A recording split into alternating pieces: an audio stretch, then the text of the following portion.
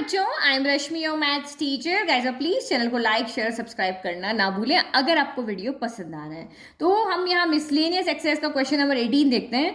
If f x, ये important question है। Okay, तो if f x equal to modulus of x का cube, show that f double dash x, f double dash x का मतलब क्या हो गया, d two y upon d x two भी कह सकते हैं। तो ये एग्जिस्ट करेगा for all real x and find it. तो हमें यहाँ पे क्या करना है भाई, हमको ये फंक्शन दिया हुआ है। पहली चीज तो हमें शो करके बतानी है कि जो एफ डबल डैश है वो यहाँ पे एग्जिस्ट करना चाहिए ना, क्या करना चाहिए, एग्जिस्ट करना चाहिए। किसके लिए, ऑल रियल एक्स के लिए, जितने भी रियल वैल्यू है एक्स की उनके लिए एग्जिस्ट करना चाहिए। और दूसरा हमें एफ डबल डैश एक्स यहाँ पे फाइंड भी करके बताना है कि एफ डबल डैश एक्स यहाँ पर आएगा कितना, है ना। तो देखो, मॉड्यूलस की डेफिनेशन आपको पहले से पता है, मॉड्यूलस का बिहेवियर आपको पता है कि मॉड्यूलस के अंदर जब पॉजिटिव वैल्यू जाती है तो ये बाहर क्या निकाल देता है, वो की वो वैल्यू निकालता है।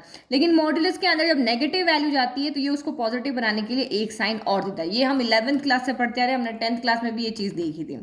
मेन बात यहाँ पे है कि ये F double dash x exist करेगा, वो हम कैसे बताएंगे। तो आप यहाँ पे देखो कि एफ डबल डैश एक्स को एग्जिस्ट करने के लिए हमें सिर्फ एक चीज शो करनी है, ये हमारा एफ एक्स है।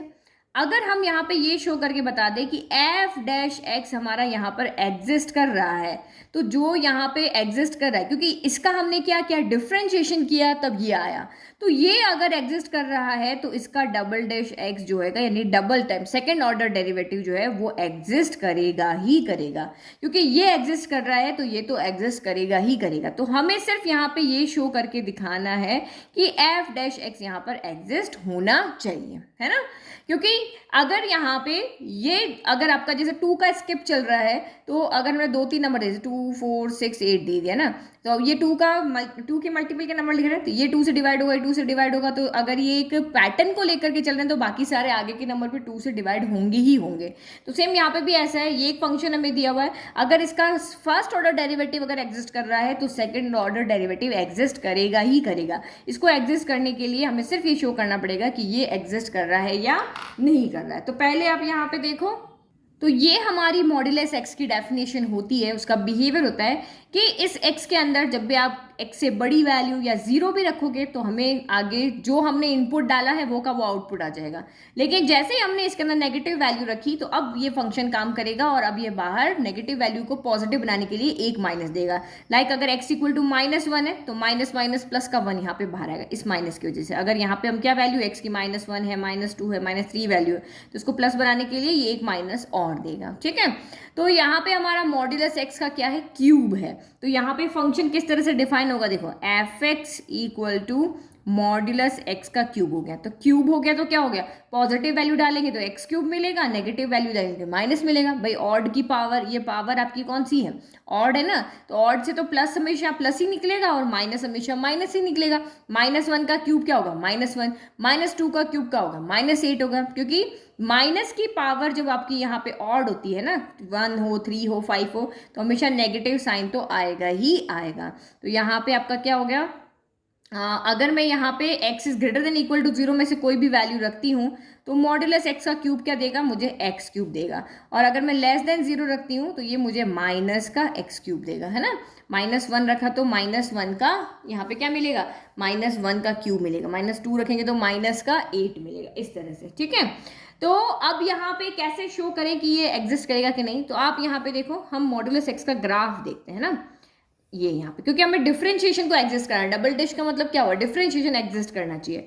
तो मॉड्यूलस एक्स का ग्राफ कैसा होता है, इस तरीके से होता है ना, यहाँ पे। तो हमने पढ़ा था कि जब भी शार्प कॉर्नर होता है वहां पे फंक्शन क्या होता है, डिफरेंशिएशन उसका नहीं होता, वहां पे डेरिवेटिव नहीं होता, क्योंकि इसके लेफ्ट में वैल्यू अलग होती है, राइट में होती है। मैं इस पॉइंट को अगर देख लूँ तो यहाँ पे फंक्शन आपका पूरा कंटिन्यूस होगा, लेफ्ट में राइट में वैल्यू चेंज नहीं होगी, यहाँ पे भी इस तरह से नहीं होगी। लेकिन शार्प कॉर्नर जहाँ पे भी होते हैं वहां पे फंक्शन क्या होता है, डेरिवेटिव नहीं होता है। तो हमें यहाँ पे क्या करना पड़ेगा, ये लाइन किसकी, x ग्रेटर देन 0 की है, ये लाइन किसकी, x लेस देन 0 की, और ये वैल्यू किसकी, x इक्वल टू 0 की। तो यहाँ पे फंक्शन कंटिन्यूस है तो डिफरेंशिएशन भी होगा, यहाँ पे फंक्शन कंटिन्यूस है डिफरेंशिएशन भी होगा। लेकिन यहाँ पे शार्प कॉर्नर, फंक्शन आपका पूरा कंटिन्यूस है बट शार्प कॉर्नर पे फंक्शन डिफरेंशिएट नहीं होता है, ये हम बहुत अच्छे से पहले पढ़ चुके हैं। तो यहाँ पे हमें पूरा left hand side right hand side check करना पड़ेगा, है ना, left hand derivative right hand derivative निकालना पड़ेगा, अदरवाइज इनके लिए तो हम इजीली यहाँ पर सॉल्व कर लेंगे। तो हमारे यहाँ पे अलग अलग 3 केस बनेंगे, एक केस इसके लिए शो करना पड़ेगा, एक इसके लिए शो करना पड़ेगा, एक इसके लिए शो करना पड़ेगा। क्यों? क्योंकि इसका जो ग्राफ होता है उसमें एक इस तरह से सिंपल कंटिन्यूस ग्राफ, आपका सिंपल स्मूथ ग्राफ नहीं, ये एक शार्प कॉर्नर वाला ग्राफ है ना। चलो करके देखते हैं हम। तो एक एक केस लेते हैं। x is greater then 0, x is greater then 0 के लिए हमारा फंक्शन क्या है, x क्यूब है। तो देखो f डैश x कितना होगा, यहाँ पे f डैश x हो जाएगा, यानी डिफ्रेंशिएशन कर रहे हो तो d by D x of क्या हो गया आपका x क्यूब हो गया, पावर आगे आ जाएगी, एक पावर कम हो जाएगी, है ना।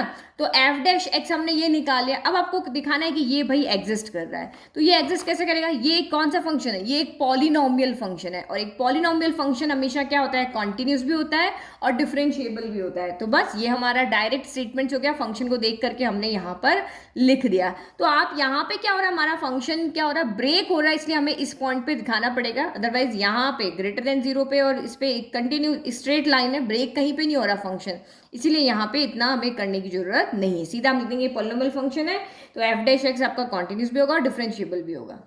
तो हमने लिख दिया कि here 3x² is a polynomial function, so f dash x जो कंटिन्यूस भी होगा डिफरेंशिएबल भी होगा for x greater than 0 value के। तीनों केस जब हमारे ट्रू होंगे तभी हम इसको कहेंगे कि ये एग्जिस्ट करेगा।